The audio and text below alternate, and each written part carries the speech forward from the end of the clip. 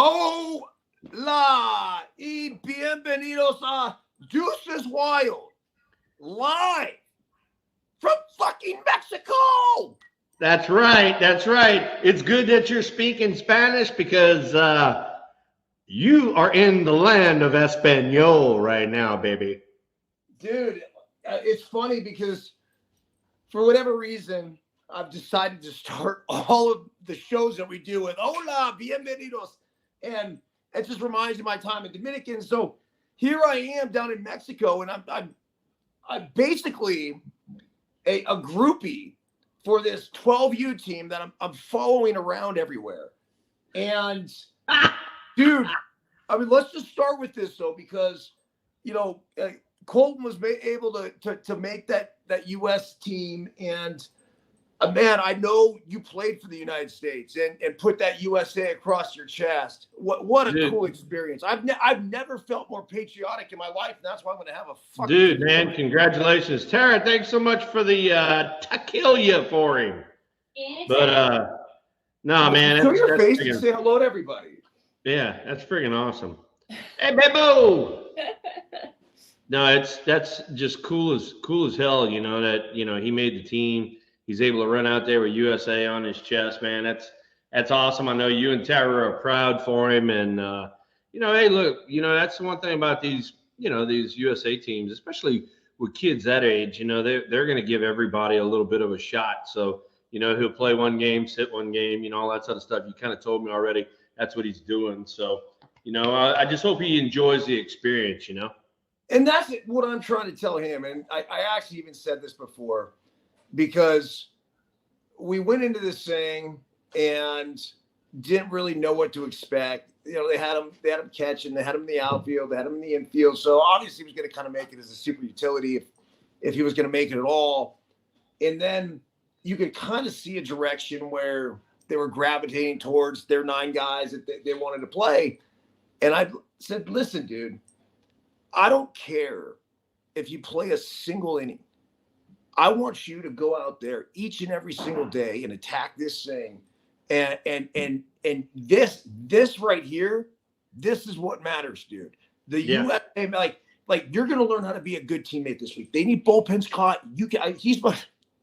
He's probably caught 35, 40 bullpens so far. And I'm watching the games and I'm doing these alternative broadcasts on No Filter. So I've been streaming them out and having fun with them. And I'll just peek out of the corner of my eye, and there he is. And it's just like that. There's big lefties named Cooper Knight. He probably throws 72, 74. And he's just like spiking shit. It's just like, boom, he has no chest protector on. Wearing up the wrist. So I think ultimately, it's a good learning lesson. I think he's also thrilled. He's learning because he's gotten in 3 of the 4 games officially that they played. He's gotten in them. He hasn't started a game though, but I think he realizes now how much he loves playing and how much he loves starting. And it's something that you never really had to deal with, but it's something I had to deal with. Yeah.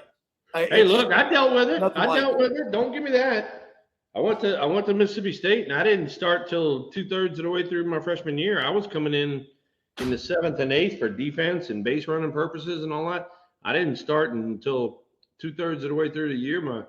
The first baseman in front of me broke the thumb, and when he did that, then I took over, and it was Katie Bardador. What was your mentality? Because I could honestly say that I never sat a day on the bench and felt like I shouldn't have been playing.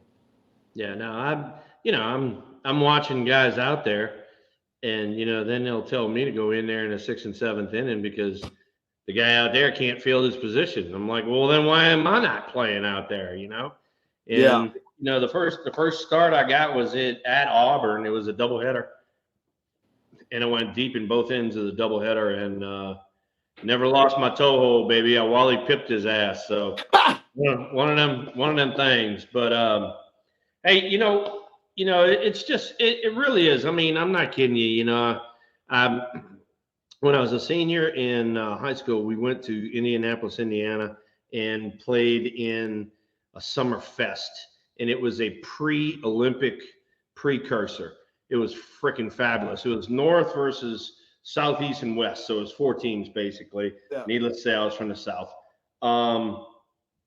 But you fast forward 2 more years, and I'm on the '84 Olympic team, and like you and I talked about, running out there with USA on your chest was absolutely unbelievable. So it's pretty cool. I'm sitting here watching you with the yellow hat on, with the flag on, and I don't know what the deal is, but all of a sudden, I guess they run in a bunch of TikToks and stuff like that. But man, people been sending me crap about the Savannah Bananas, like, hey, you know about this team? Are they cool? The what? And I'm like, hell yeah, they are. I said, go watch them. So I know there's a bunch of people that are going to be, doing that kind of crap.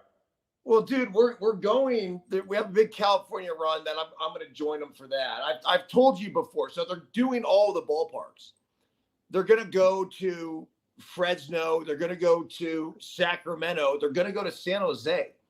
Wow. And so A, B, or C, in my opinion, take your pick. I want you to do something. Like, look at the schedule. We'll figure it out. There's one day, I think it's the night after Autism Night, that they're in Sacramento. And if you could take Trey would love it, bro. Yeah. Like yeah. he would eat it up, man. And so just to be able to be down there with the boys and whatever. I mean, for all I'm concerned, freaking get him an AB. Like you guys should go back to back. Like it'd be hilarious. And it brings us to the point of why you're in the garage right now, and that's called getting ready for your next Savannah Banana at bat. Look at you. Yeah, I'm getting ready for an at bat with 2 titanium hips. I ain't going anywhere. Oh, by the way, while we've been talking about this, ladies and gentlemen, we have the stand-up cardboard cutout of Thrill with the old Coke in the hand, and got a little Safeway logo on the bottom down there. And I like I told y'all before, I cut it out and I put his ass on some plywood. So that's how his ass is standing up like that. He stays in the garage with me. So in case I need some company, I got the Thrill over there with me. Of all the shit that you did in your day and you look back upon it, what's the one thing that you look at and you're like, man, that was pretty cool? And I'm not talking about on the field. I'm talking about off the field. I'm talking about promotional stuff. I know. Do you remember the poster? I had this poster when you had the eye black on. It was black and white. Yeah. Like that was one of the most badass things I've ever seen. There was that one. And then of course there was the one where you and Mark McGuire are hanging out on this cop car underneath the Bay Bridge. Yeah. Yeah. We did some really neat stuff. I think one of the favorite ones that I had, and it was because, we were named by, the fans, but I really liked going to the stock exchange, because Boogie Bear and I were, the Pacific Sock Exchange. Yeah. And going to the stock exchange itself and then shooting that poster, that was pretty cool. And then one of the really fun ones, I mean, it was a kick in the ass because he really bought into the program too, was Corey Schneider and I did Wayne's World, except it was Will's World, and it went on the cover of Giants Magazine. And that was a hoot. We had a blast doing that. We were cutting up, laughing and giggling, and the photographers were just wailing away. We had a ball with that.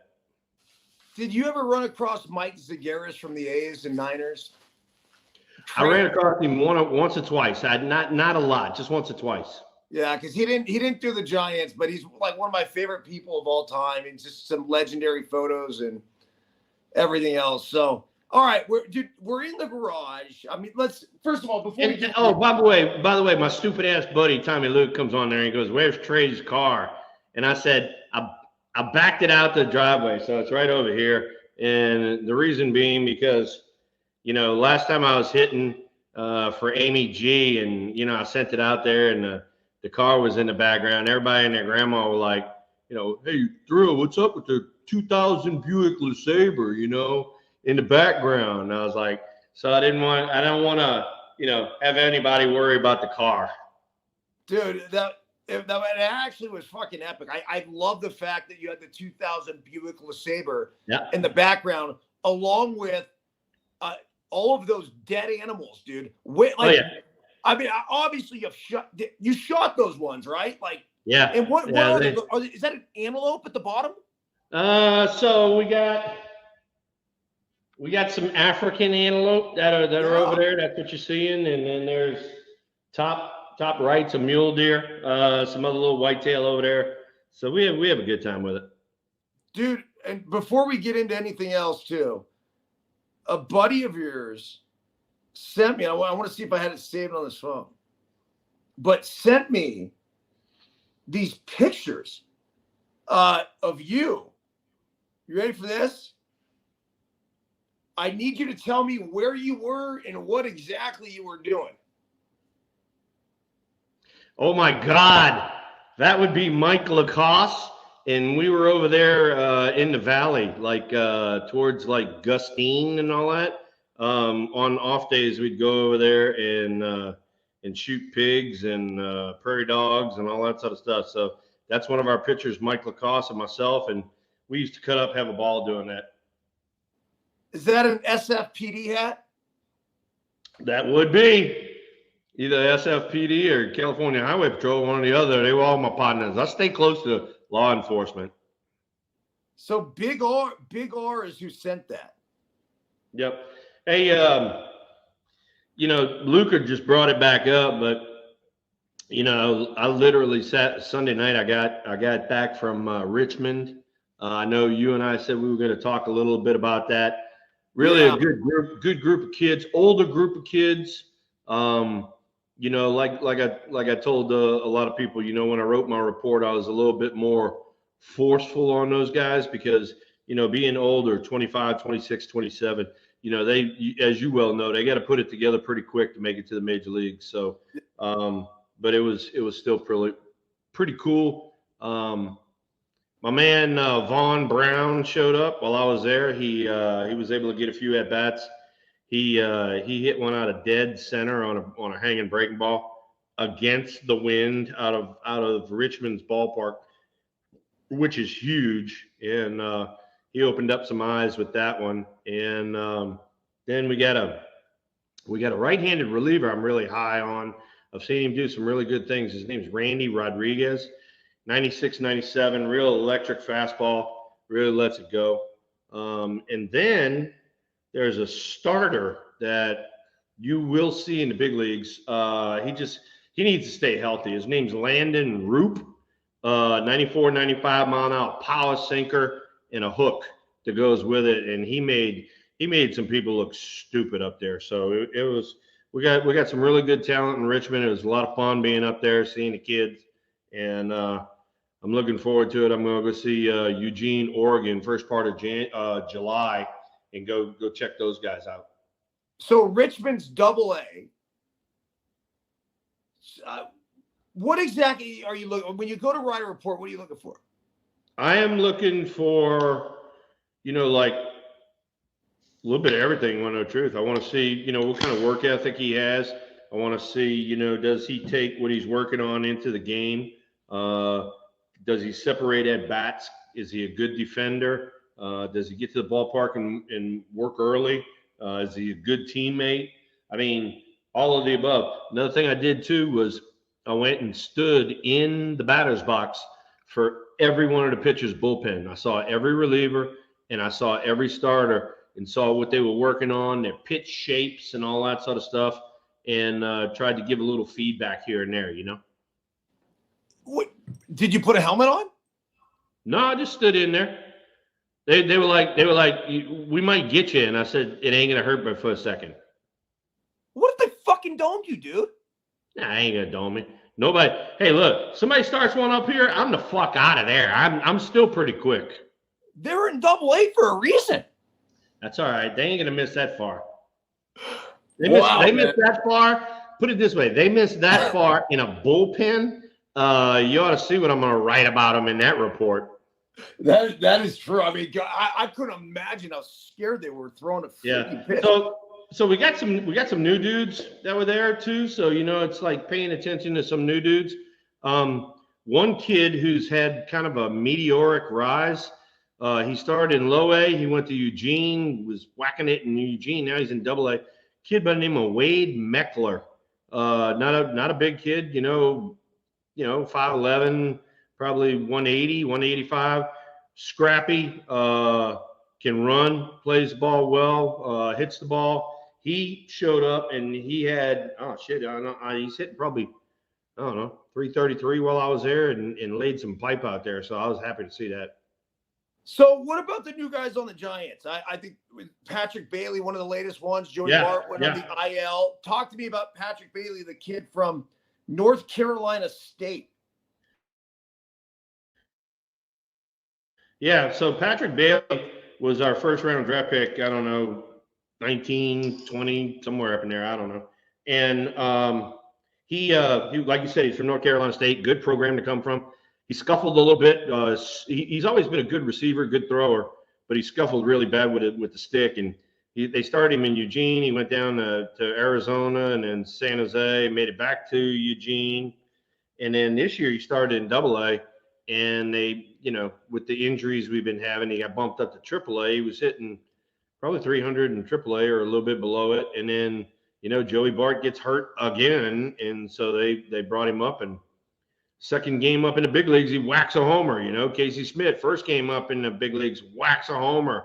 So kids coming up from, down on the bottom down there, they're doing a good job. They're filling in admirably.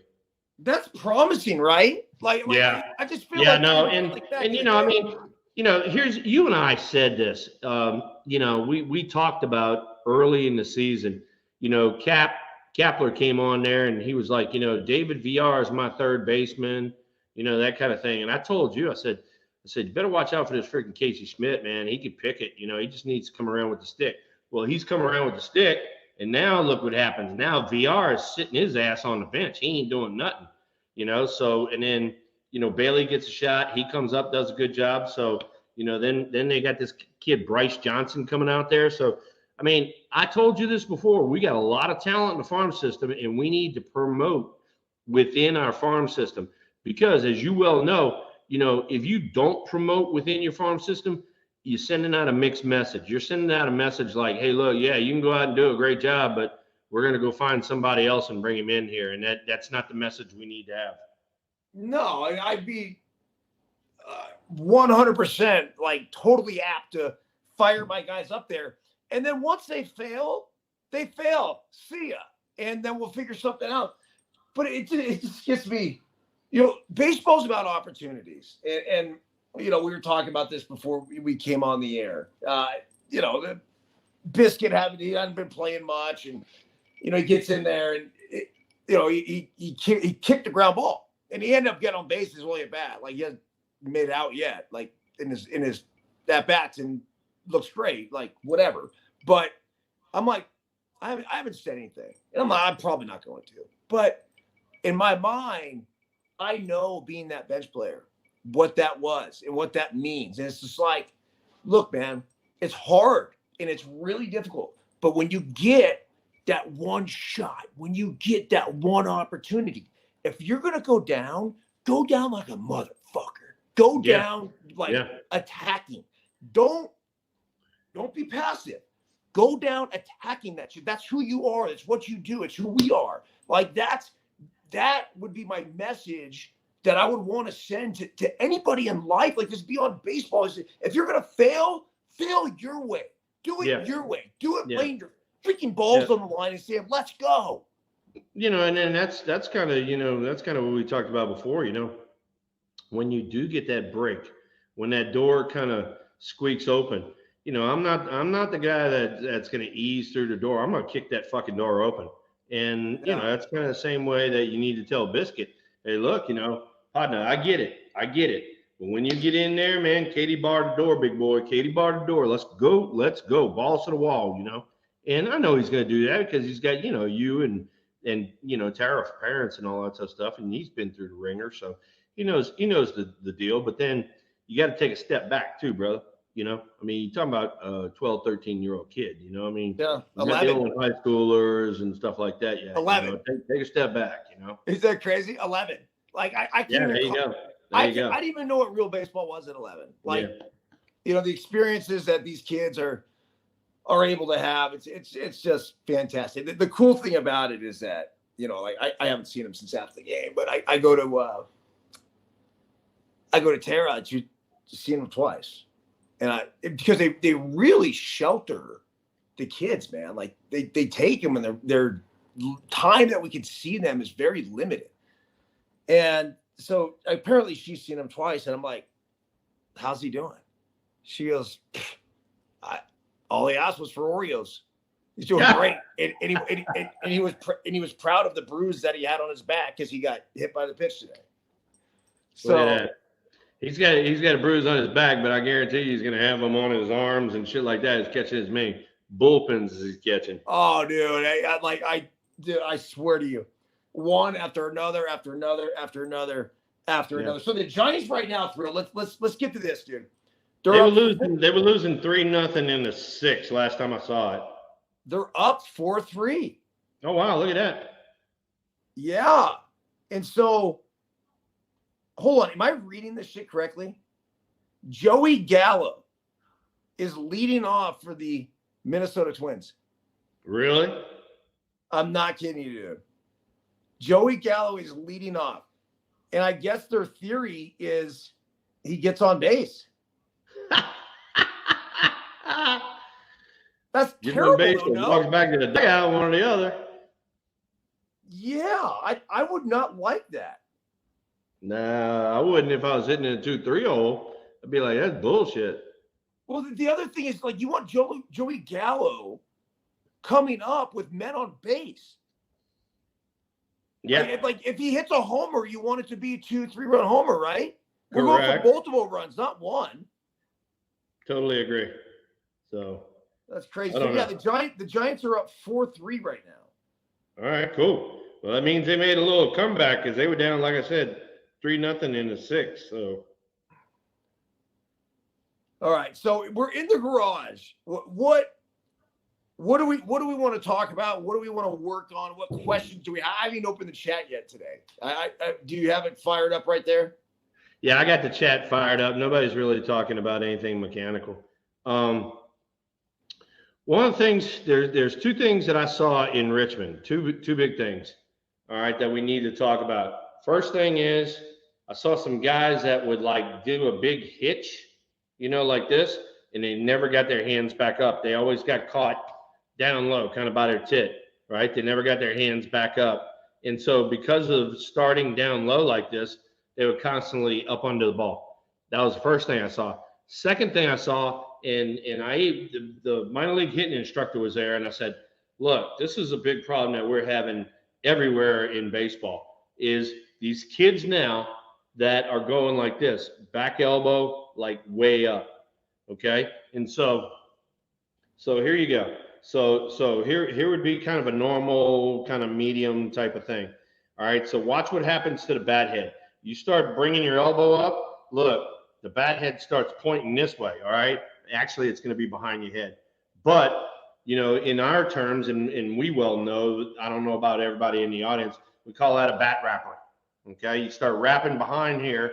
This arm right here starts to straighten up a little bit more, all right? And then what you have to do to undo this fuck up is you have to take this arm and this hand, and you have to pull it directly back to the ball and get that thing short again. If you do not, you lock out and you come around the ball. And those are the two major fuck ups that I saw in Richmond by a lot of guys. And so they think that they can overpower the ball, where if they just make an adjustment with their swing, they'd be so much more easy getting to the ball. So how do we counteract that though? Like it's funny because we were just talking about my kid. Like he gets, and I've told him before, like he'll hear and he gets like this, and it literally it's not behind their head, it's actually in front. It'll when he gets too much here, then it takes him a long time to come back here. He was doing this in trials, and I was like, right. That was one of the most stressful 4 days of my life. Like watching it, it was just because it's like, bro, like we've worked on all this stuff, we've done all this stuff, but he can get all the way here, and then like if you get this far, it's gonna take you so much further to get back here. Like, dude, correct. And that's why I told him. So this was my counteract to it. I said, listen to me. one thing that he does better than anybody is he has rhythm and timing, and like he go dance like a freaking savage. So let that rhythm and timing work. I said, dude, get a little movement with this. And so if you get here, you'll be able to go, boom, that's it. That's all I need. Instead of if you from here, if he kind of goes from the stop like this, he goes, and it gets so exaggerated. I'm like, just do this like little short movements, and you go ba ba ba ba, as opposed to it. Is there anything else you would suggest? You know what? I like the little short movements because the short movements give you more time. That's first off. Second off, if you can keep that bat, and everybody's going to have a little bit of a bat wrap, but don't be getting way back here like this. And on top of that, if you can keep it kind of straight up and down in this general vicinity, you're going to be shorter to the ball going to the ball. So, and then that little move shorter to the ball gives you more time to get your swing off and get extended. So, one of the questions in the chat room is, do young players, work as hard as kind of me and you did? I would say, and this is my little nitpicky thing, is if you got something and it's not working, try something a little bit different, make a little bit of an adjustment on the fly, do it. But the thing that I'm seeing when I go see a lot of these minor league teams is they do the same shit over and over and over and over. And it's like, dude, that sucks. Quit doing it, get away from it, do something different, and I actually, and then that's why, I tell you, that's why I take so many swings. I jump in the cage and I show them, all right, look, this is what you're doing. This is what you could be doing, all that kind of shit. So how, like, where are we still with, like you said, the guys that are lowering their hands and like swinging directly up to the baseball? Where are we on that? So one of the kids, he's actually the oldest player on the team. He's the big kid with the big dip, and he's a big kid, right? But he would never get back up, and so it was kind of, I mean, I saw this for like 3 days in a row. I mean, all they did was go fastball up. And I mean, they kept throwing him fastballs like belt high, and pew, he'd foul them off, or he'd swing and miss them, and he's coming back to the dugout, and you could just see it's wearing him. You just see it's wearing him. And so, I let him go for about 2 days, and then the third day I got in there and, I told him, I said, look, I said, dude, I need you. I don't know how the fuck we're going to do this. I said, but I need you to get your hands up. I said, if that means, you get this big dip in your swing, I said, if it means shortening it up and getting your hands up, I said, that's fine. I said, but you need to get your hands up by your shoulder. I said, you're down here when you're cutting loose and you're not catching up to just regular routine fastballs up that should be getting hammered. And it took a day of work, but then all of a sudden he got a guy throwing about 90, 92, not a huge velocity dude. And he left 2 fastballs right there. And both fastballs, he launched from right here, right by his shoulder, and hit freaking heat-seeking missiles out the ballpark. And I'm like, ta-da! He came back in. I said, how's it feel getting that fucking gorilla off your shoulders? He was like, he was just shaking his head. He's like, you knew it. I go, oh yeah, I knew it. Sometimes it just takes like a minor little adjustment. Yeah. And the thing is that you don't always realize what you're doing. And I mean, I know there's been times, especially in the minor leagues. I mean, the big leagues, you can go look at footage, but it's like a little feel stuff. And so I remember one time where I was watching, just myself hit, and I'm like, I thought everything was fine, but I was underneath. And sure enough, it was the same sort of thing. I went back and like split screen the boom where I was launching from. Yeah. And I was launching from here where normally I was launching from here. Do you understand the difference? Look at this. Here here. Dude, it's so close. But this foul ball, this homer. Foul ball. Well, here's what you did. That one, you kind of blocked your shoulder off. All right. So even though it's kind of the same move, you kind of blocked your shoulder off and you're going to make that long swing. The other one, you went here and you kept your shoulder not as blocked, you're able to get to it. So there you go. Yeah, Rodolfo's on there talking about Julio Franco and Juan Gonzalez. And yeah, where are we on like the Julio Francos and Juan Gonzalez? Big I have Mike another guy for you. Big Mike and Linda and all them, they kind of jumped on there. And I tell a lot of guys, you know, they're like, hey, you know, I need to hit like Juan Gonzalez and I need to do this and I need to do that. And I'm like, dude, you do not have the fucking drugs that they had. All right. Don't even try it. Let's go with the better mechanics from the get-go instead of having to worry about a guy that's 6'4" and on the best steroids you've ever seen. So just don't fucking worry about that. Oh, dude. And don't TikTok that motherfucker. Oh, dude. I all you got to say is don't TikTok it. We won't, but that's the TikTok. I know. That's why. Look, I'll let everybody in on that right there, but you can't go fucking TikToking that. Okay, this pre-cut that one would go off for like 5 million views, like literally. But I know. You know what's funny? Like both of them. I don't know about Franco. I mean, like Juan Gonzalez talked about doing. Dude, right? He was swinging a 35 or 36, and he had his freaking hands down here, and he had all kinds of shit up here. He was on some great shit, and he played till he was 85 years old. He was on some great shit. Julio Franco is 49 years old.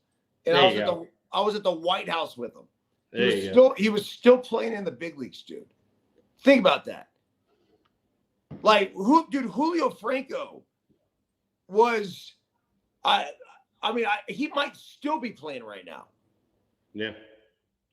That's funny, man. All right, so I'm gonna show you some stuff really quick. We'll go with the hands first. All right. Okay. That'll be the first one we do. And then the second one we're going to do is the elbow. All right. And I'll show you kind of where the elbow is and where you go from the launch position. Because this is where kids are starting to get screwed up. And I'm really seeing this a lot in pro ball. I'm going to show you this. So okay. Let me hold on. Let me. No, go ahead. Do your thing. Let me fill this. You get up ready to whack some balls. Yeah, no, get you some. We're good. Go ahead on.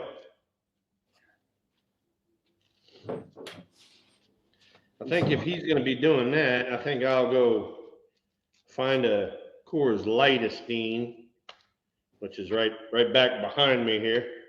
That's what everybody used to ask me. They said, Will, did you ever do steroids? And I was like, nah, I did the other version. It's called Coors Lightestein instead of creatine or whatever else they were taking. So I'll be right back. Tonight's program brought to you by Antigua. Brought to you by 818. Yep, 818. But tonight it's Antigua Cruise. There's no 818 down here. There you go. All right, let's see what we got here as far as like eyeballing. All right, we need to come down. Jack. All right, there we are. That's better. That looks good. That's better. All right. So let me just show you. This kid's like this. He's got his arm way up like this, right?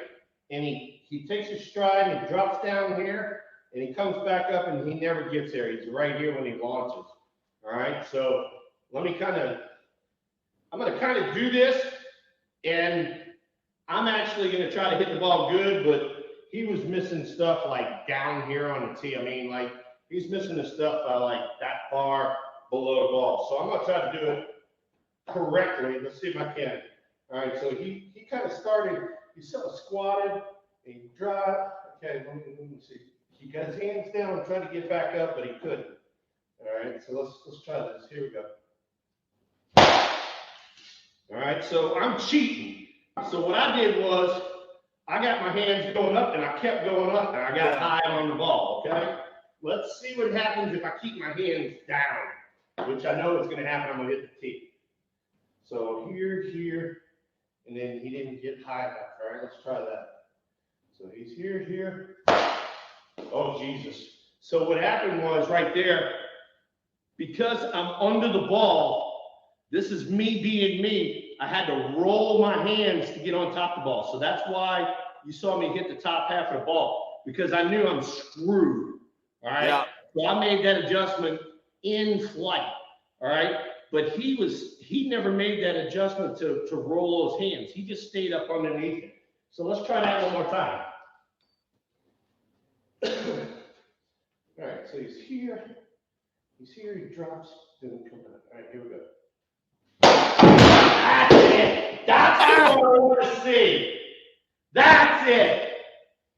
Freaking all fucking hell break loose, miss everything. That's it. You just killed the fucking tee, Thrill. What? You just killed the tee. Hey, the back of my garage has a little freaking dent in it now. I mean, well, the whole point is that, like, you're not getting, it makes it really difficult to get back to getting on top of the baseball, correct? Yeah. So now let's go to the fix that I told him. Okay, so the fix was, all right, look, if you're gonna start that move early, but get them back up. Okay, and so let's see how this goes. So he starts down, and then I'm gonna come back up. I'm gonna launch from up here. So here we go. See, and so that's still not clean, but it's better. Yeah. All right. So now let's do the fix. The fix is to kind of cut that big move out, maybe cut it in half. That way you can get to the top half of the zone. So let's try that. All right. So instead of taking the hands going way down here, just go here and then come back up. So let's try that. See, that's more natural to me. I'm going to hit that ball all the time. Why? Because making a shorter move, you got a lot more timing, and you're able to get back on top of the ball. So I was worried about the move. Now I'm going to worry about the ball. Here we go. So down. Okay. There we go. So was that your move? So instead of making a big move down here, I cut it in half, and I was able to get back up. Make sense? Yeah. Was that what you did? And then, dude, your swing in 1986 was not the same as your swing in 1989. Talk to me about when you dealt with Dusty Baker, and he talked about potentially closing the stance off. And then I remember you had that big drop, dude, in 86. That was your thing. And then you eventually changed. So this would be basically really similar to like these kids that we're talking to. You know, if you got a big move, either shorten it up or cut that move out, and it gives you more timing. So I was this guy right here. I'd stand right here, and then I'd rock back, and then off I went, right? And so remember I told you before, I had a lot of problems on timing the fastball because I kept getting caught in the middle of when I was going back and going forward and all that. So that's when Dusty Baker came up to me, and he said, you want to start back, right? He said, you want to launch from back here. And I go, yeah. He goes, let's cut that whole move out, then move it around in there. So I'm like, okay. So instead of being right here, all right, kind of in the middle and rocking back, I started back. All right. Okay. So now I'm back here. Cut a whole move out already. That's a big part of the adjustment. So now I asked Dusty, I'm like, all right, what can I do to make sure I don't go too far that way? And he goes, well, he said, your back, he said, you're loaded on your back side. He said, so all you got to do is explode. He said, rock. And so I started like rocking on the front foot, and now I'm back, and that created timing on the pitcher. So when the pitcher's in his thing, I'm rocking, and boom, off we go. And so it became a timing mechanism, plus on top of that, it cut out a big move for me. Well, then I started having some success with it, and Kevin Mitchell started doing it from the right side. So here he is, he's back here, and he starts rocking. if you ever remember Boogie Bear. Yeah. And he goes off and he has his MVP year by doing the same thing. We were doing it from the left and the right side. That's insane because, I mean, dude, your swing was pretty when you first got to the big leagues, but it was the rock that, like the boom, boom, boom, that ultimately I felt like got you on the cover of Sports Illustrated with the title, The Natural. I mean, what were you thinking when that thing came out? You know what? I took it as like an ultimate compliment, but you guys can see because we've been doing all this craziness in here, but you guys see how much thought went into it, how much work went into it. So for what I'm telling you guys right here, what I'm showing you guys right here, there was probably 1,000 swings that went into making that swing decision. And then you start perfecting things and you do it another 1,000 times and another 1,000 times, and all of a sudden it gets to be second nature, So go ahead. Okay. My next question was, at what point did you decide that you wanted to show the entire world your incredible farmer's tan?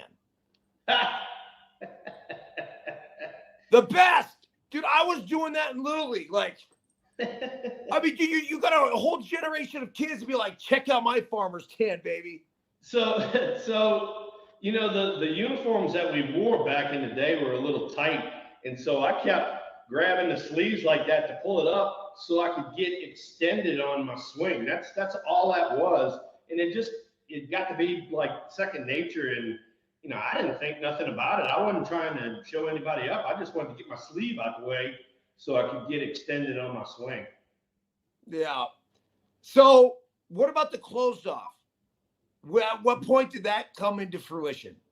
That came into fruition. I closed off my stance in between my junior and senior year in high school, and that was the best thing I ever did. That led to me being successful because bailing and wailing, yeah, I was pretty good, but I wasn't that good. And then as soon as I closed up, it was a completely different ballgame. So Mike's on here, Battleborn. We got Ryan on here. Ryan, he says, great show. I appreciate you. If you guys have any questions for Thrill when he's in the garage and doing the same, I mean, Thrill and I have talked about this all day. I could keep talking about, all the different philosophies, approach, everything else. I saw a scout the other day, Thrill, at this event, like a legit, like 3 or 4 of them. And it's funny because I was talking to one of the guys, and I'm like, dude, what are you looking for out of these kids? Like, they're 11 and 12 years old. Like, you cannot be over 12. It's 11 and 12, and that's it. And they're young 12s. They're not even old 12s. And he said he's looking for actions, movements, quick twitch, not necessarily like strength and stuff, because you're the differentiation between. Yeah. We have one kid on our team that's 230 pounds. He's fucking good too. Like, really, really good. You told me that, yeah. He's insane. So, but then we have other kids that are 95 pounds. Yeah. So it's this huge discrepancy. And so I liked how the scout explained it. He said one of the things that he's looking at is approach. And even at this young age, like you're when you can see like the. So we have one kid. His name's Zaylin Johnson, and he got locked in. I think he was okay the first day, whatever, but I think he got locked in like the second day. And I saw him and the way he was taking pitches. And there was one pitch that was thrown that was like a nasty, let's just say it was from a lefty and like down and in slider. He's right. Yeah. But yeah, the pitch got halfway to the plate.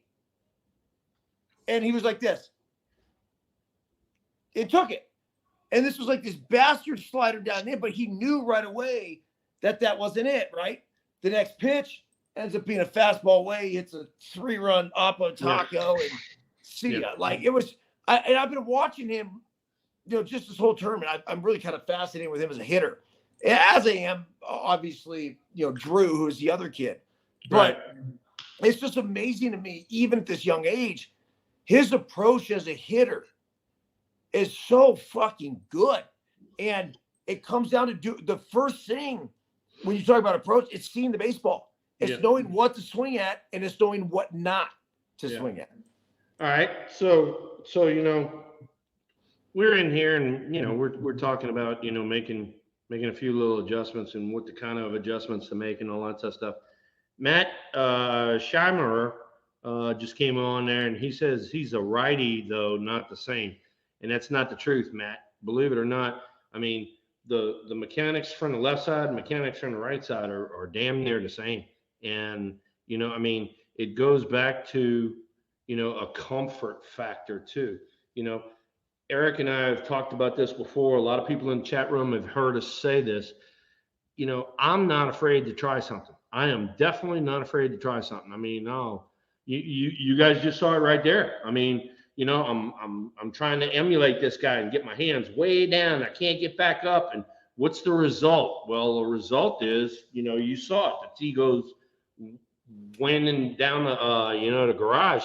And that's the kind of thing that we, as professionals, we worked on. Here, if it's not working, let me try this. Let me try that. Let me try this. And so, Matt, to answer your question, I'd say try some different stuff. If one thing's not working, try something else. It might work for you. It might feel good. So that's one thing. Going to where we were going before is this back elbow thing. Okay? Yeah. So let me show you this real quick. All right. So, we're talking about, guys, whether it be in their setup or when they get ready to swing that back elbow. Okay. All right. So now here is the screw up that happens with this back elbow. Let me turn around. All right. So when you got this back elbow up, and needless to say, this back's pointed behind my head. All right. When I go to swing, my elbow gets trapped against my side. Okay. You guys see this? My elbow. So I come here and my elbow gets in here and I got to fight to get the bat head to the zone.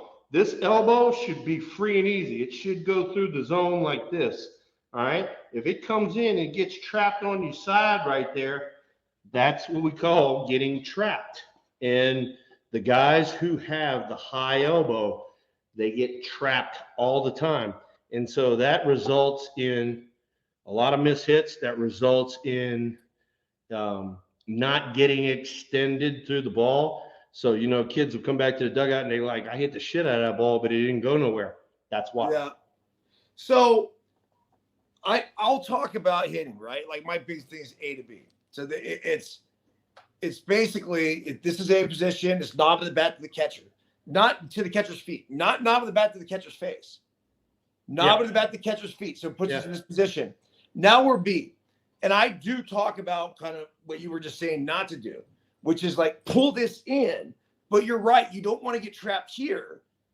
But you do want to pull this in because this then keeps you free. But so you got to be close, but not too close. Would that be exactly? Right? Exactly. And so, you and I have talked about this in the past, and I've watched you from the front. I've watched you when you stood up and did it. And you got here, but you got your elbow in there, but you gave yourself a little room. See how you got a little room in there? You did that. Okay. I'm talking about the guys that just drop straight down and they're locked. I mean, they can't get the bat head to the front of the zone. They wonder why they're always late. That's why. Yeah. And I saw that a few times in Richmond and brought that up to a few people's attention. Okay. So let's talk about the solution to counteracting that. How do we avoid that? All right. The only way to do it is to remember I told you before. All right. So this is what we did a lot of. We did a lot of, hey, look, if I screw up, how do I undo the screw up? So here you go. Wham, you get this back up. All right. We already talked about it. You need to take this hand and be extremely strong with this hand and pull it through. So now watch what happens. Pull it through, and then my elbow clears. Yeah. Okay. Is that the Tony Gwynn theory, knob of the bat to the ball? Yes. Barrel follows. Yes. And so what you hit the nail on the head right there. Tony and I talked about this for a very long time, and he talked about the knob of the bat, right? And so when he started talking about that, I'd turn around, I'd run back inside, and I'd get on videotape and I'd watch it. And I was like, all right, he's going knob of the bat. What does that mean? You know, and what happens? And I'm watching the swing kind of unfold in slow motion, and I'm like, oh, okay, that's why he's doing that. And so then, you know, you start talking to other guys down there in first base, and they're like, you know, hey, look, I screwed that swing up, but I fixed it the next swing because I did this. You know, those kind of things. And you know, like I said before, there's never one way to do things, but in my brain, that's how I undid a screw up. Another thing, as I got older, all right, you and I have talked about this, and I even talked about it in Richmond. I sat a lot of off-speed stuff. You were more a dead red fastball guy. I sat more off-speed stuff. If I'm sitting off-speed, and especially with two strikes, and I still look for off-speed with two strikes, I'm sorry. But I was really cognizant of, hey, he might throw a fastball. If he threw a fastball, I did the same thing.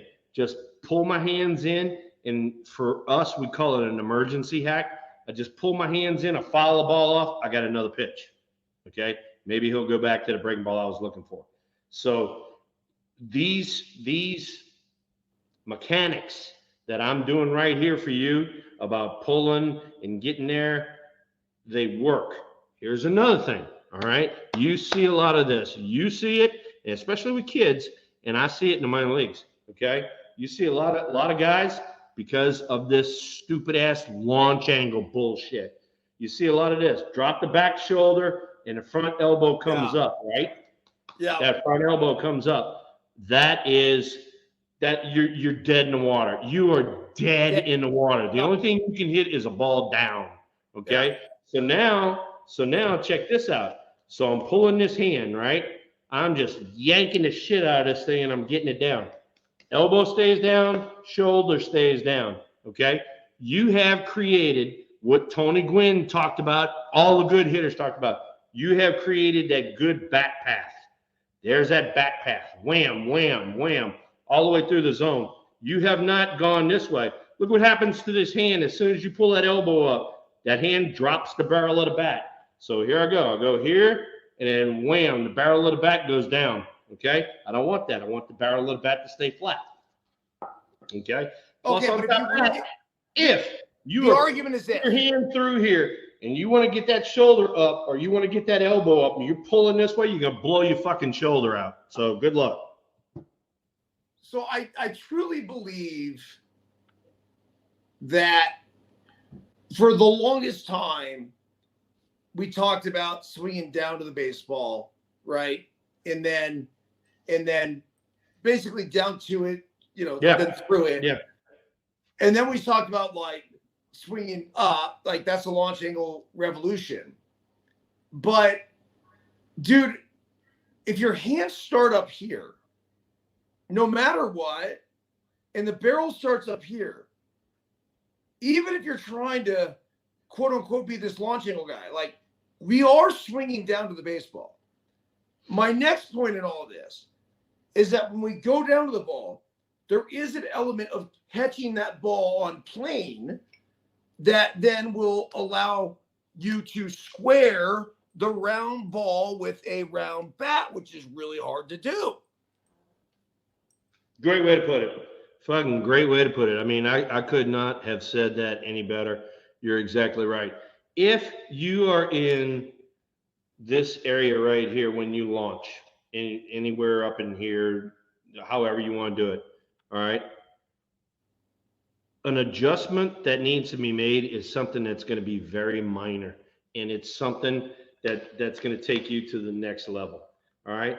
The big screw ups that we're talking about, you know, with this and this and this and all that, those are major screw ups, and that might hold you back from going to the next level. And that's why when I come into town, as soon as I see it, I gotta say something. I have to say something because, You know, like we talked about, we're talking about 25, 26-year-olds. I mean, they're running out of time. So you need to fix this pretty soon. If you don't fix it, I hate to say it, big boy, but I can't project you to the next level. I mean, that's just the way it is. You could send them to the Savannah Bananas, though. You could do that. I could do that. Hey, turn them loose out there. But that's the guy. That's the guy you were talking about, right? The guy that, you know, for a couple days, like, wasn't doing much, and then you want, you know, then you finally said something to him. Then he hits a couple of homers on the last day you're there. Like, that's that guy. That's it. And I think those guys, they're more willing to try different things. When you're young, at least there's a couple phases in your life. Number one, you come up and you're somewhat impressionable. And then you're there for a few years and you're like, nah, man, like, I got it all figured out. And then you get to the point where it's, well, you know what? I'm actually in a point where I'm going to try different things. I love what you said, because when you were talking about whether it was closing the stance or putting the weight on the back leg, it took you 1,000 swings to get to that point to know that was what you wanted to do. Yeah.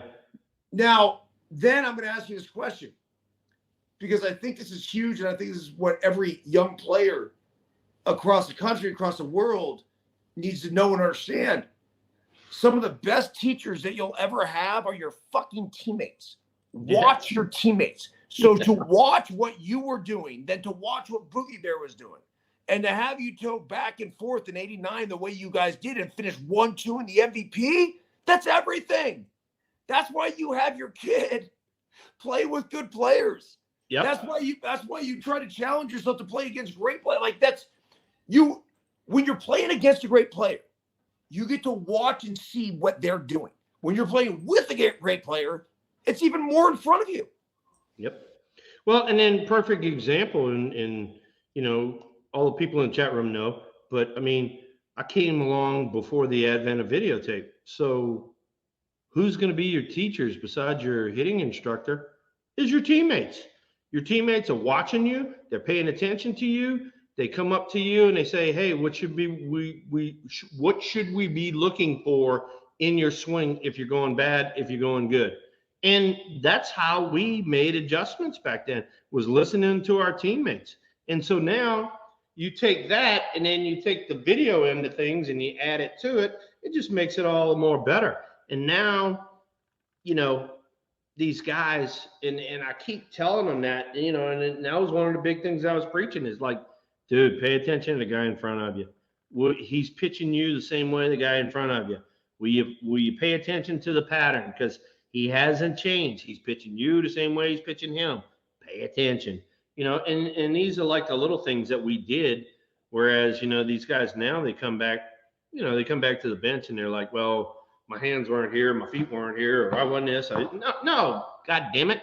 You didn't pay attention to the freaking 2-1 slider ahead of you and you missed it by a fucking mile. That's why, you know, those kind of things. Dude, you're right, man.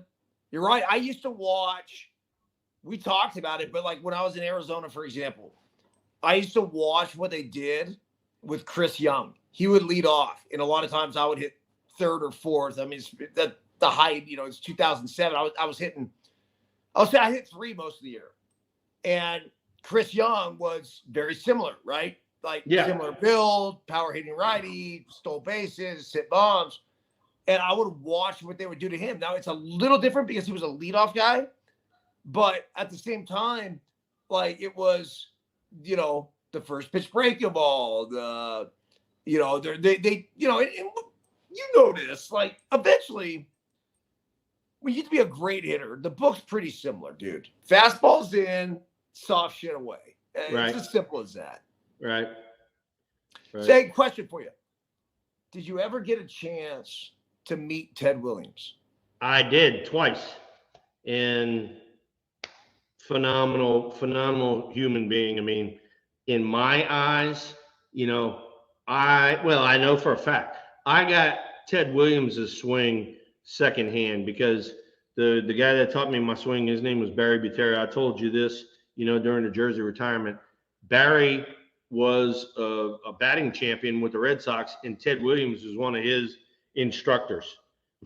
So I got Ted's theories secondhand. So, I wish I had a chance to spend a lot more time with him, and I damn for sure wanted to have a beer with him, but we didn't get around to that. So he loved baseball, man. Oh yeah, this guy was obsessed with hitting, obsessed with the swing. He was obsessed with everything that he did in life. I mean, he was obsessed with fishing. I know after he got done playing baseball, and it's kind of fascinating. I don't know, is his body or head or something still frozen? Yes or no? Yeah, yeah, they froze part of him. I don't know, but it's some sort of stem cell something or another. I don't know, but anyway, Rodolfo wanted to know what was the best lineup we had with the Giants, 89 or 93, and I think, believe it or not, and it's not because of the middle of the order, because middle of the order, 89 was me, Kevin, and Matt,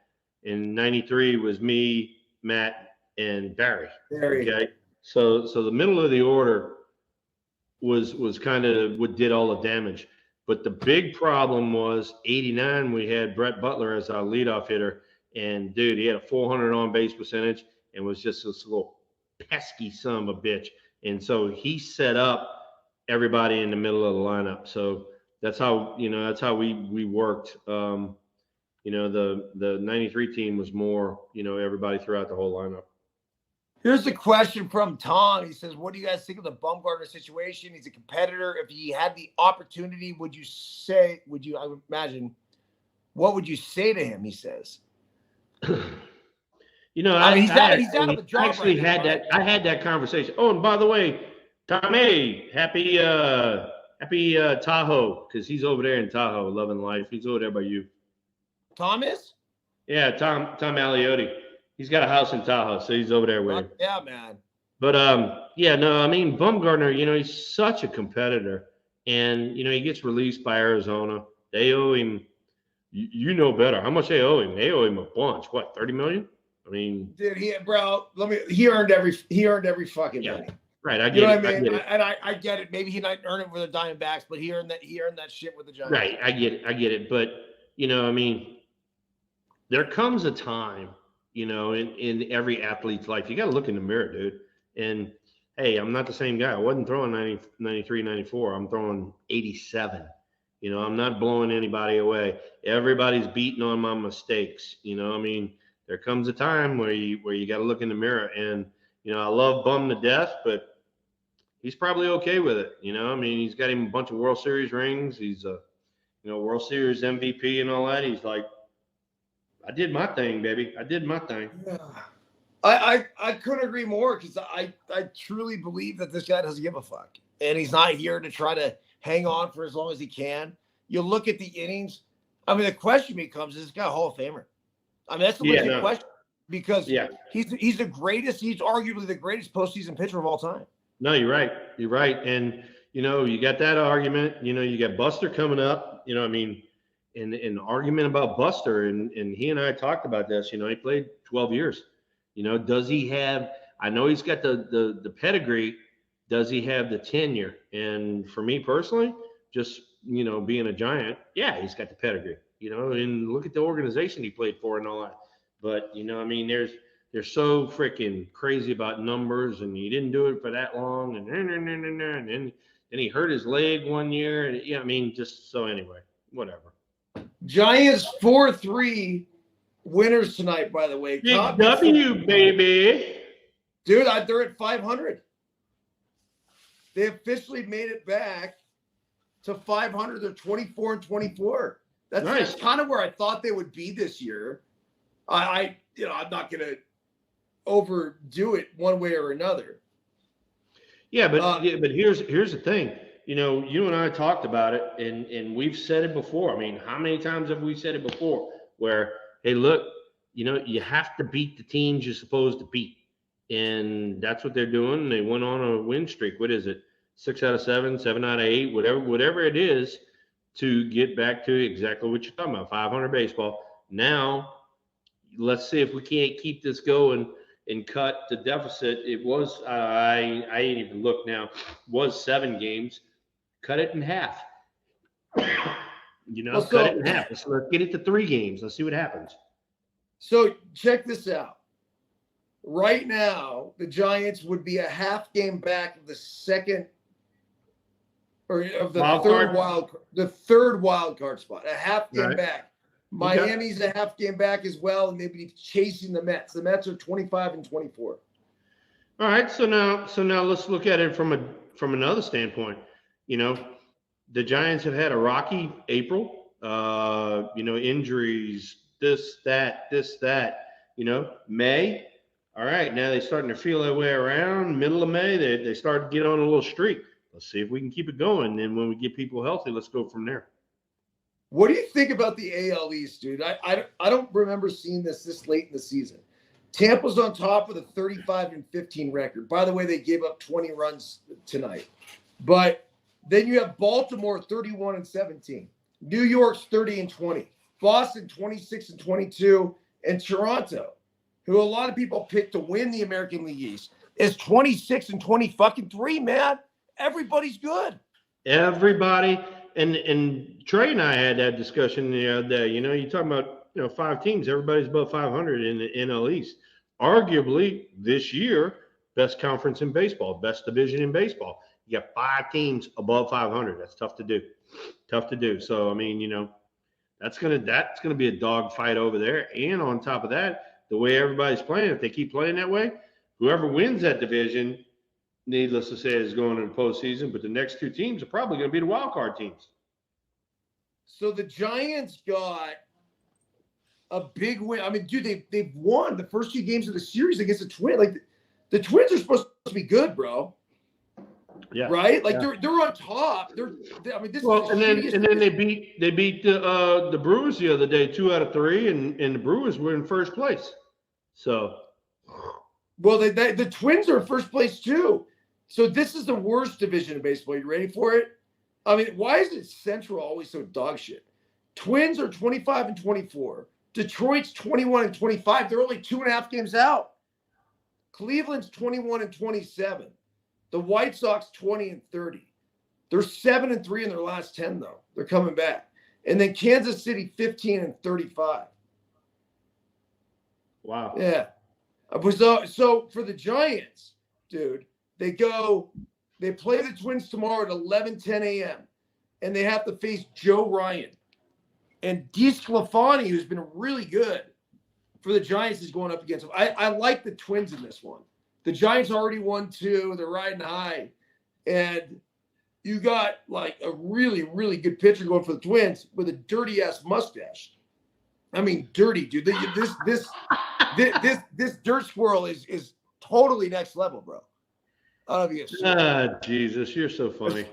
It's like a raccoon perched on his upper lip. So, anyhow, he's got a .89 whip in the regular season.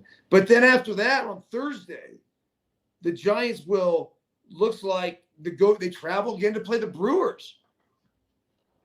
And then they have a weekend series in Milwaukee. So, I mean, those are teams that I think teams are going to take. They're facing the first place teams, Cyril, in the West, or excuse me, in the Central. And then they come back. Then they come back here because I'm gonna be out there this week. They come back here. They got the Pirates. When you going to be there? I got to go. Buster's Bay Area Hall of Fame deal is Thursday, so I'm gonna fly out Thursday morning, and then the team comes back into town. And I'll be there all next week. Yeah, shit, man. You're right, because after the weekend, they got the Pirates. Yep.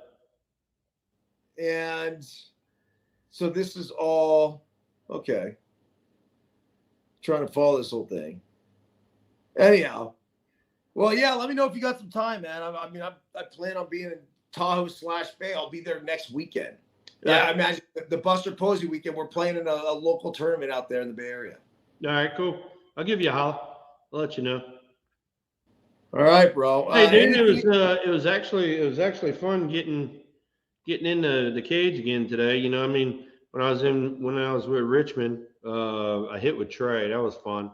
You know, letting him whacked the hell out of the ball off of me. But this right here that we did today, all right, you and I talked about it, and I hope people in the audience understand. You know, when you are a hitter and you are like in the same zone all the time, when you see people do like screw ups and you try to imitate that, it's actually tough, believe it or not. But when you imitate it and you do it wrong, you see what the hell happens. You see the freaking tee go flying and all that sort of shit. And for me, that's kind of like the best thing in the world. So, you know, it's no secret that, you know, a lot of guys get in the cage and they hit, and, you know, and they got the tee, but they put a freaking 8-10 pound weight on it. So when they hit the tee don't get knocked over. Yeah. First thing I do, I take the weight off the tee and I hit it naked, you know, and people like, you pick it clean, you know, I mean, you don't ever hit the tee. I said, that's what the shit you're supposed to do, you know, and you guys are hitting the tee, but you get a 10-pound weight on there. And it's not falling over. Otherwise you'd get the feedback of, hey, I'm doing something wrong because the tee went flying. So you like the raw dog, the tee? Oh yeah. Oh yeah. Look. I love that, dude. There ain't nothing on the end of that tee right there, bro. Nah. I mean, hey. it's straight naked. But the thing is, you get the great feedback. You get, when you pick it clean, you know, you pick it clean, you're like, all right, here we go. Now I'm tightening up the swing here, you know? Dude, that's when, I mean, there's all the, sorry, my mind was racing with all like the dirty analogies and everything else. Oh, don't worry. Big Mike's already going hitting it naked and all that sort of shit. Right? You know, all these idiots, I know where they're headed. Don't worry. I'm thinking freaking Kowalski's famous line, skin on skin, or I don't go in. And then I'm thinking about like the wood and the rubber, and that there's another kind of rubber, like wood on rubber. Although, I mean, you can't protect that. I'm just really twisted shit, man. You know, hey, look, there's so many analogies in baseball to sex. It's unbelievable. I fucking love the game for that.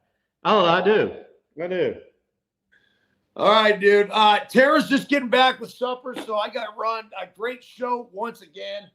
I'm gonna send you that clip. Don't put that on fucking TikTok. I'll let you have it for your personal. Yeah, no, because you know, Juan Gonzalez, he was a freaking dynamite hitter. He did it different ways, but he was a dynamite hitter. So thanks. Dude, he was. While I played with him, he was a freaking 2-time MVP. He was a beast, you know. So, how did Gary Sheffield? Last question. How did Gary Sheffield do it? Like, how was he able to? Like, that was insane. I've never seen anyone else do it like him. Yeah, no. He, you know, his big thing was he did all of that sort of stuff, but then when he launched, he got back to normal. Watch some of his takes. He does all of that bullshit, and he picks his leg up, and when his leg comes down, he's like fucking ready to launch. You're right. He's like this. You're right. Yeah. All right. So next week we good to go? You know what? I'm not, because I'll be in San Francisco. We got a night game on Tuesday. Okay. So sorry, I won't be able to make it. Oh, good, brother. We'll catch up the following week after that. Hit me up if you're in town. I'll be in town next. How many days are you there for? I'll be there till next Wednesday. Oh, so you're going this weekend? What? Yeah, I'm leaving like day after tomorrow. Yeah, I'll miss you there. Okay. Yeah, no.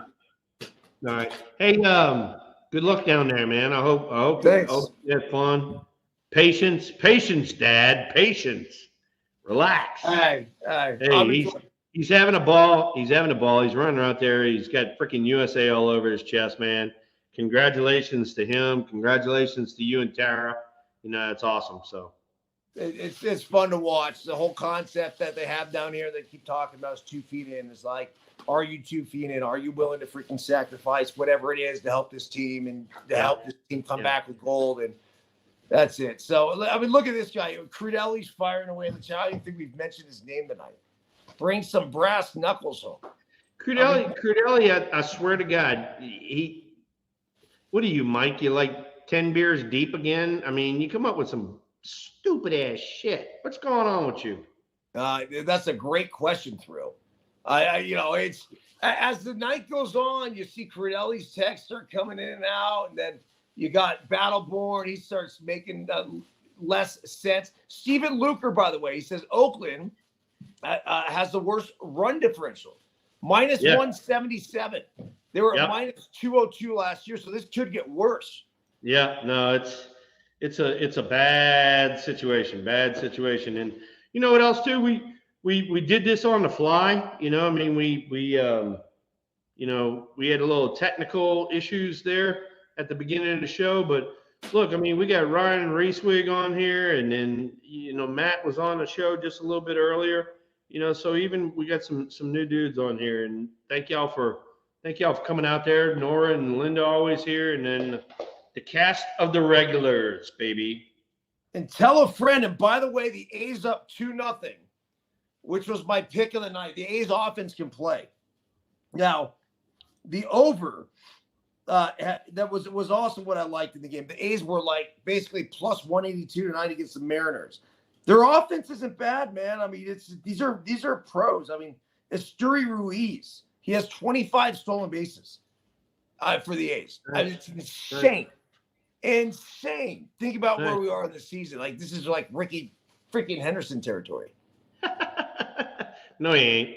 Yeah, you're right. Never mind. No, he ain't. But it's pretty good.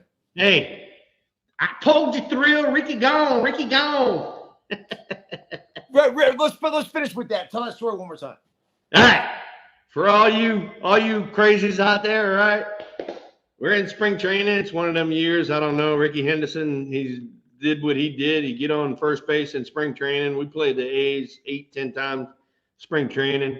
Tony La Russa put the hold sign on. He wouldn't let Ricky run because Canseco and McGuire were swinging the bat behind him. He wanted Canseco and McGuire to swing, and you could just see Ricky getting pissed. He was getting pissed, and Ricky always talked in the third person. It wasn't, hey, Thrill, how you doing? It was, hey, Thrill, Ricky here, Ricky here. I go, I know, Ricky, stand fucking next to me, one of them numbers.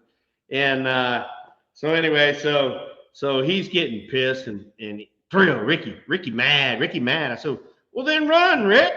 And so he goes, Thrill, Ricky gone. I'm like, all right. So I looked in the dugout, and Roger Craig was over there, and I go, he's running. And so needless to say, Ricky takes off. We pitch out. Ricky slides in the second, safe as usual, because he's the best that he ever did at that. And he got up, and he's pointing at me like this. He said, I told you, Thrill, Ricky gone. Ricky gone. Story? There's the Ricky gone story. Tara says she has a Ricky story. I got a Ricky story.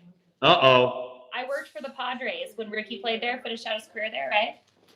And he broke like the leadoff run scored record or something like that, right? We knew it was going to happen. There was a scoring, the overall run scored record for Major League Baseball. Yeah, it's huge. So we have a huge celebration planned, and we've got fireworks to go off. It's like the second inning or third inning or whenever it happens, right? Ricky comes across, comes down, touches home plate, turns around, waves to the crowd, does the whole thing. He goes, Ricky break the record. Ricky taking home plate. And he like get home plate up right then and there. I'm like, hang on, Ricky, we'll get you home plate, but not this minute. Hang on, we gotta finish playing it. We gotta play the game. Ricky broke the record. Ricky taking home plate. I'm like, Ricky, I promise we'll get you home plate, just not right now. But then on top of that, Ricky don't understand that home plate's about that deep and it's buried in the ground. It's got spikes and all that shit in it. Cemented in contrast to the bases here in Mexico. Every time the boys slide in, this rosin pillow floats like a foot away. It's like tethered to the ground, and it's just like. It's so weird. It looks honestly, there's like a pillow that's been strapped to the ground. Yep. Yeah. That's what we're dealing with out here. But Ricky taking home plate. Ricky broke that record. Ricky taking home plate. That's actually some of the funniest shit. That's Ricky's plate. That's Ricky's plate. Yes, Ricky's plate. Ricky taking home plate. Oh, Tara adding value tonight. Thank you. That's all I do. Hey, I mean, that's a cut up. I'm loving the Team USA hats too. Yellow twins. I'm loving it. Bro, we got camo. We got white. I mean, we went over the top. I went they have a cowboy store in town, and I went and bought an Ariat shirt. Ann Gloss and I have matching Ariat red, white, and blue that we wore yesterday. Oh, look at y'all go. Nice job. Nice job. We might only be like 30 people, but we are so loud. We dominate. We put rocks. We stole rocks out of the parking lot and put them in water bottles and made maracas. And Oh man, the only thing that'd be better is if they get those freaking thunder sticks you used to have in Anaheim. I bought pool She has noodles. And Oh Jesus! They're so loud. So loud. Oh, that's great. So annoying. We nailed it. That's great. We bought a tambourine and a drum. So we were playing last night in Mexico, and like the place is packed, like 2,000 people, like at this, little tiny stadium, and packed. And all of a sudden, mid pitch, the lights go out. Ooh. Funny. Black. We were up 5-0. 5-0. 2 runners on. I mean, it doesn't matter. We can replay this game 1,000 times. Teammate beat us. We're gonna beat that Mexico. This team's dominant, man. We have some grown ass man, good Good. players. So You didn't hear this from me, but somebody that I was talking to in the bleachers, I was talking Callie to offering some info now. Yeah, someone talking in the bleachers. Yes. and they said, of course, I'm going to support the Mexico team because I live in Mexico. Yeah. But they said there is no way they have any chance against the U.S. team. Oh, whoever's told you that, is that the girl that you were sitting with last night? Yeah, she came She's to the game right. today. Did she come to the game today? That's cool. It It seems was tough. on Like, what's Ben, on what did you Squirrel do? Vision. What'd you get, Tara, for food? Yeah, what are you guys eating? You get off and you can find out. I mean, what is it? Thrill wants to know. What is eating tacos? I'm eating Tacos, a hamburger. Dude, we've just been slaughtering Mexican food the entire time. Tacos. Every meal. I'll eat tacos every meal the rest of my life. I'm good. I don't need anything else. Seriously. I love it. I'll eat the food here all day. We went to a steakhouse one night. It was fucking phenomenal. Phenomenal. It was good. Good. It was right. Yeah. There's good food down here, man. Although I did have a dog chase me. Like legit chase me. It's the feral dog thing, that's just weird, man. Yeah, I get it. Hey, look, thanks for letting me tune it up here in the garage because when we do it here in a You few should more do almost weeks, every show from there. well, we should do it. honestly, like it's Yeah, I do love- it in I a few love the more weeks. background. It I love the might be 95 and freaking bacon. I oh, don't know. fuck that. You have no AC in the garage? No, Okay. no. All right, dude. Let's run it back in a couple weeks from now, dude. Safe travels out to the Bay Area, and we'll do everything we can to make a former Team USA member proud. Bring home the gold here from Mexico. That's right. Bring home the gold, and I'll tell Buster all you guys love him, and we'll see about getting the Giants That's with the right. Pirates. See if they can't do another sweep of Hoya, maybe even at home. And for the thrill and his beloved cutout, thank ya. One more thing for everybody. Oh, I know it's coming. Say ya! Yeah.